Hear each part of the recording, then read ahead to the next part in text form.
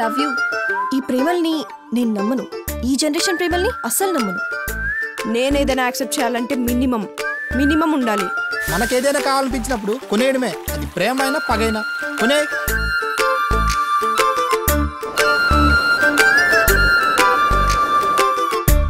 రెండేళ్ల లవ్రా ఇక్కడ. మేము ఒక్క ట్రై చేయడం ఎక్కువ, నీలా నెలల తరబడి ట్రై చేయడం మాకు పని పట్టలేవా? మగాడు ఎన్నిసార్లు ట్రై చేసినా అవకాశం నాడది. అవకాశం ఇచ్చిన ఆడదాన్ని సాటిస్ఫై చేయ మగాడు సుఖపడ్డట్టు చరిత్రలో లేదు.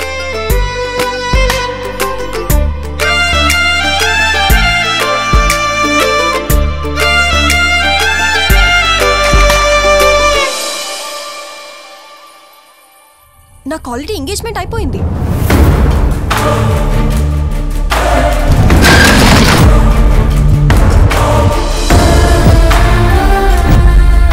అడ్వాన్స్ హ్యాపీ బర్త్డే బంగారం. అండ్ నాకు నువ్విచ్చే ఫస్ట్ గిఫ్ట్ కూడా బంగారమే అయి ఉండాలి. ఏరా కొనేస్తా కొనేలేస్తా అన్నావు, ఎక్కడి నుంచి తెచ్చిస్తావు? ఒక అమ్మాయి ప్రేమ కోసం నీ క్యారెక్టర్ వదులుతూ దిగజారిపోతున్నామేమో అనిపిస్తుందిరా.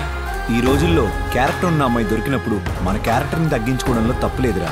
నువ్వు ప్రేమ ఒక్కటే బతుకు అనుకున్నావు. బతుకు బాగుంటేనే ప్రేమ ఉంటుందని నేనంటున్నా. ఈ రోజుల్లో ప్రేమించడం అంటే వాళ్ళని వాళ్ళు శిక్షించుకోవడమేరా. అందాన్ని ధనం గెలుస్తూ, ధనాన్ని అందం గెలుస్తూ దేహ దాహాలు తీర్చుకునేందుకు పెట్టుకున్న పేరు ప్రేమ. నీ బాలకం చూస్తుంటే అప్పుడే నీకు నా పైన మోసి తీరిపోయినట్టుంది. ఏ జన్మలో ఏ పాపం చేసుకున్నానో ఈ జన్మలో మీలాంటి దరిద్రుల కడుపున పుట్టాను. చచ్చిపోవాలనిపిస్తుంది భార్గవ్. పెళ్లి చేసేదాకా ఆగలేకపోతున్నావా పాపిష్టపుదానా? పడుకోవడానికి మాత్రమే పుట్టి ప్రేమల్ని గెలిపించుకోవడం కోసం ప్రాణాలు పోయేటట్టు యుద్ధాలు ఎందుకు చేస్తారమ్మా?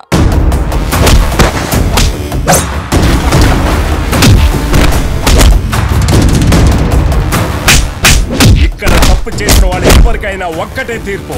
మన కులపాల కంచంలో ఎంగిలి మెతికే ముట్టారు, అట్టాంటిది వేరే కులందాన్ని ఎట్టా ముడతావురా? మీ కులాలు, కట్టుబాట్లు, మతాలు, పంతాలు, బ్రతుకు పోరాటం మీద చూపించండి, అంతేకాని మాలాంటి ప్రేమికుల మీద కాదు.